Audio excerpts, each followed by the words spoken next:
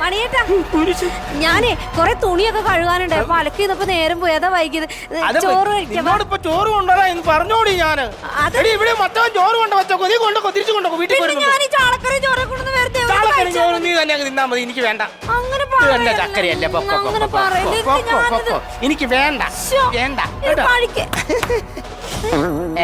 എന്നാ പോലും എന്നാ സാറേ മണിയന്റെ വേലക്ക ഭാര്യ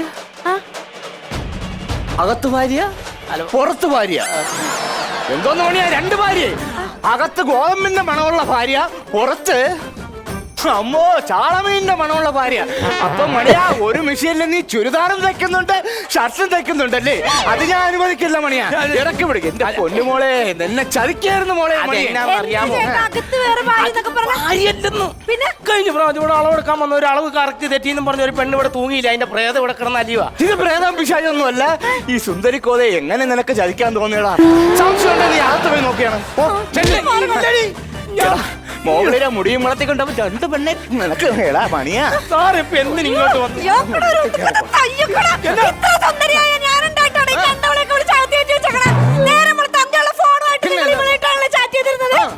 ഞാൻ പറഞ്ഞ കേക്ക്, ഞാൻ നിന്റെ കാല് പിടിക്കാം. ഞാൻ കൊണ്ടുപോക്കോളാം, ഞാൻ കൊണ്ടുപോകും മണിയാ.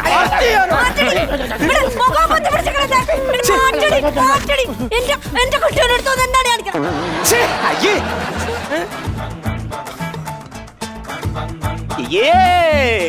എന്നാ സാറ് ഇത്രയും സുന്ദരിക്കോതായ ഈ പെൺകൊച്ചനെ ഇവിടെ നിർത്തിയിട്ട് താടിയും മുടിയുള്ള ഇവിടെ കെട്ടാൻ നിനക്ക് നാണമില്ലേ മണിയാ?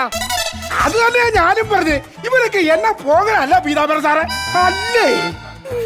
ഈ സൗണ്ട് ഞാൻ എവിടെ കേട്ടിട്ടുണ്ടല്ലോ. തങ്കപ്പാ നീ ഓടല്ലേ? തങ്കപ്പാ നിന്നെ പിടിച്ചു ഞാൻ. ഇനി എനിക്ക് ഓടാൻ തങ്കപ്പാ കയറ്. മര്യാദയ്ക്ക് ഒന്ന് ജീപ്പ് കയറാൻ. തങ്കപ്പാ നിന്നോട് ജീപ്പ് കയറാനാണ് ഇവരെ കൊണ്ടോക്കോ സാറേ, ഇവരെ കൊണ്ടോക്കോ സാറേ. അവനെ മാത്രമല്ല നിന്നെ ഞാൻ കൊണ്ടുപോകും. എന്നെ എന്തിനു കൊണ്ടുപോകണം? എന്നെ എന്തിനു കൊണ്ടുപോകണമെന്നാ? പിടികിട്ടാ പുള്ളിയായി ഇവന് നീ അഭയം കൊടുത്തില്ലേ? അതുകൊണ്ട് മണിയാ, നീയാണ് ഒന്നാം പ്രതി.